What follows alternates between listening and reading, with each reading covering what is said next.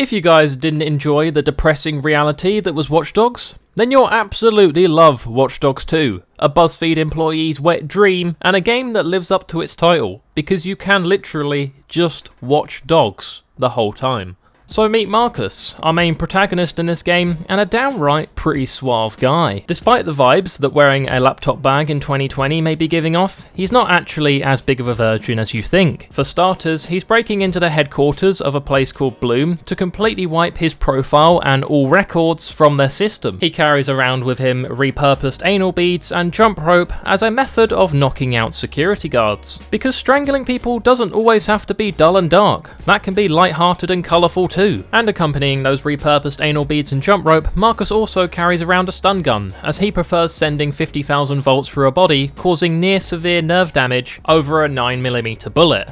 If only the rest of America thought this way, we wouldn't have thousands of dead bodies every single year. We'd instead have an entire country looking like Walter White's son from Breaking Bad. Marcus is doing all this as a part of his trial that he's being put through by hacker group DeadSec to see if he's good enough to join them. That's DeadSec with a C, not Dead Sex. They're a hacker group, not Jimmy Savile's favourite weekend activity. So now knowing that information, it turns this completely unnecessary backflip into a strategic acrobatic manoeuvre to clearly impress DeadSec. Because even though they're looking for an elite level hacker, who isn't impressed by a gainer? It's a great tool to have in your disposal. Like, for example, back in early 2001, I was in a job interview and sensed that it was going really badly, so I just pulled off a flatland gainy. I didn't get hired, and was also asked to immediately leave. But hey, that job interview was at the World Trade Center, so who's laughing now? Once inside the Bloom headquarters, I learn that this Starbucks cup must be a descendant of Jesus Christ himself, as it starts levitating when I fire a stun gun at it. Deeper into the headquarters, Marcus manages to plant a back door in a server room that's at least 120 degrees, so you can imagine he's sweating like Shane Dawson when he sees a miner. And with that, Marcus's information was completely wiped from Bloom's database. But there was still one thing left to do. Give both guards the finger as he dives backwards into a vent, which in my opinion was super irresponsible. But he ends up paying for this reckless act as he gets snatched up quicker than a domesticated house pet roaming the streets of China. We then get a big old cutscene telling us that America is being watched through all the devices in their houses and even down to kids' toys through a system called CTOS. So basically this is a game about the real world, except everyone's aware of this operating system and it's not just a big secret. I wonder if my FBI guy thinks, why does this guy watch Modest Pelican videos, write down the exact script of what he said, and then repeat it in his own videos? Marcus gets the bag taken off his head and everybody's still fully clothed. Like, what the hell, guys? Did he really just get bagged and tagged for the last 30 minutes for everybody still to just be in clothes and on a beach? Although it doesn't make up for that massive disappointment, one positive that does come of it is that Marcus is now officially a member of DeadSec. I'm Satara.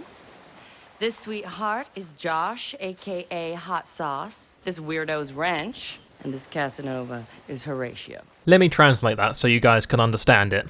We have, I hate my father, please don't look at my Amazon wish list, I'm self-conscious about my face, and Jean-Michel Basquiat is the greatest artist of all time. To celebrate its new recruit, DeadSec has a big old party on the beach where Marcus ends up meeting this guy, the literal definition of what a human macchiato latte would look like. Marcus wakes up the next morning, hanging out of his arse and with no clue as to where he even is. But on the bright side, there's a girl laying in the bed, so it looks like our boy Marcus got laid. Or maybe he didn't, and he just broke into her apartment and she has no idea that there's just a man laying on her bedroom floor. Either way though, it was a memory to save for later for the mental masturbation bank. And it was time for Marcus to peel himself off the floor and go meet the rest of the DeadSec guys at the hackerspace. Finally being free in the world, I wanted to test out Marcus's hacker skills, so I got him to blow up this floor generator, not quite realising the consequences it would have. I mean, he left that girl without saying goodbye, which is quite rude, and now he's just shattered her 3-seater deck table and completely blown all electricity going to her apartment.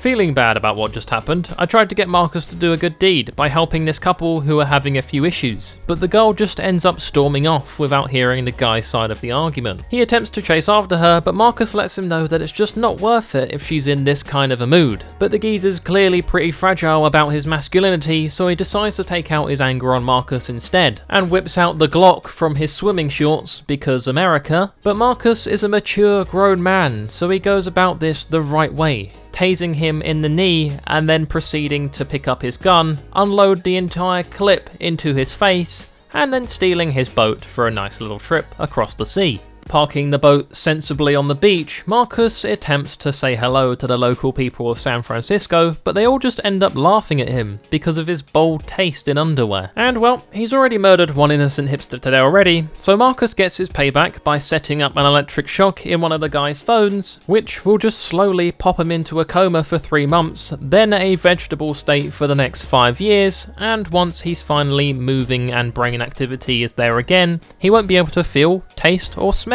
anything. So yeah, praise to Marcus for not letting his emotions get the best of him. But they may have had a good point, because Marcus does need to put some pants on, which is an idea that Marcus grabs by the balls. He unironically dresses in some chainmail, looking like some kind of medieval knight, because who would suspect an elite level hacker to dress like a total virgin? Fresh new fit in hand, it was time to meet up with the DedSec guys and discuss how we were going to take down Bloom. Unsurprisingly, the hackerspace is located down in a basement. I mean, it not being in a basement would be like receiving a massage somewhere that wasn't Jeffrey Epstein's private island. So to take down Bloom, we also had to have control of a lot of data. The plan was to get DedSec a big follower base and encourage everyone to download the DedSec app, which would then consensually give us access to their technology, their laptops, their phones, in order to make an uprising against Bloom. The only problem being, with the amount of time they all spent inside, none of them had any friends, therefore no followers. So gaining followers was put to one side and left to brew, as right now it was time to get equipped with this 3D printer that could give you literally anything you wanted. Marcus goes for an RC car and a pistol. Understandable when you're fighting a mega corporation, but me personally, I would have just gone for a loving family. We could now use this brand new DedSec app to scour San Francisco and see what people had a problem with, fix that problem, and then get them on the side of DedSec. But I decided this is Watch Dogs, and I hadn't done enough of watching dogs, so I genuinely spent the next 20 minutes of gameplay just in the park watching the dogs. And it was probably the most alive I've ever felt for my entire adult life. Dogs bring me so much happiness in whatever form they're in, video games or real life. I know I may just seem like some kind of emotionless robot behind a mic making offensive jokes, but really the reason I do this is to raise funds so I can one day have a dog. So please consider that when you're becoming a member, like Björn van den Hatter, my top tier Voiy Bois. As much as I wanted to carry on watching the dogs, it was time to be San Francisco's savior. There was a much anticipated album coming out from rapper Bobo Dakes. Everyone was excited to hear it. That was until they heard that a billionaire called Gene had put millions on the table to Bobo Dakes just so he could have the album exclusively to himself. And that isn't right. Billionaires shouldn't be able to have whatever they want just because they're billionaires. But hey, Donald Trump's still a free man and the President of the United States. So I guess billionaires can do and have whatever they please. Marcus has the brilliant idea of hacking into Bobo Dakes' database and downloading one of his new songs, playing it for Gene, and getting Gene to donate us a lot of money for the entire album. So we pull up on Gene, give him a phone call impersonating Bobo Dakes, and play him some of the new song, easily bagging ourselves 20 million because he thinks we have the whole album, and uploading a virus to his entire database. In my opinion, he got off pretty easy. I mean, he lost out on a little bit of money, and he got quite the fright. But this could have been so much more. He's a scumbag billionaire. We could have made him look like some kind of child molester or something. Oh wait, he's a billionaire. Yeah, they can do that and get away with it, can't they? After that whole fiasco, everybody wanted to meet at the hackerspace again to watch the brand new trailer for a film called Cyber Driver. But Marcus had had a pretty long day, so it's time to grab a beer from a bar and then siphon that money that you just paid straight out of the bartender's bank account and into your own. It's literally genius. It's like some kind of IRL money glitch. And you don't even have to watch an awful 13-minute tutorial in the worst category of gaming on YouTube, GTA YouTubers.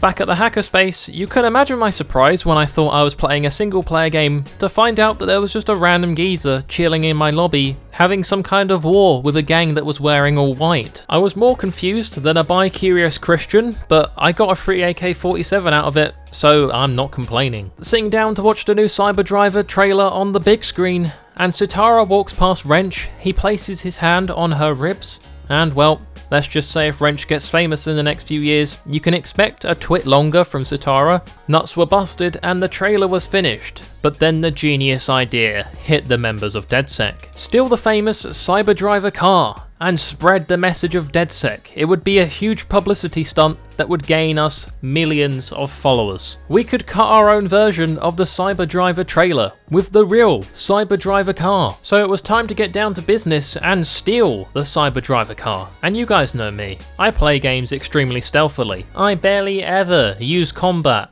So you can imagine how well this went for me. That brand new AK-47 in my inventory wasn't even needed once. What can I say? I'm just so good at video games and I'm so good at stealth. That's why you watch me. Eventually, after definitely not murdering 50 innocent guards, we found the Cyberdriver car. And it had a real talking woman's voice in it. Nearly soiled myself, as that's the closest I've come to an interaction with a female in my entire life. But hey, I didn't this time, so I think I deserve a pog in the chat for that one, boys. Trying to escape the police, who had plenty of police cars on dispatch, and a helicopter, while trying to keep the car in good nick, was actually very difficult. So I arrived with the Cyberdriver car to Wrench's garage, looking like Aiden's car after that famous crash in the first Watch Dogs. Except obviously without the dead niece in the back. If you guys would like to see more of me literally watching dogs in Watch Dogs 2, then please be sure to let me know in the comments section or by leaving a like and supporting the video. Thank you so much, and a big shout out to the people who have clicked the join button and become a member of the channel. If you did enjoy the video, be sure to leave a like, subscribe if you're new around here and enjoy the content. Thank you guys so much for watching, I really do appreciate it, and I will see you all in the next one. Bye bye. I just want to give a big shout out to my motherload Voiy Boys and above, Gerardo Cruz, Wolves of Valhalla, and Björn van den Hatter. Thank you guys for your support.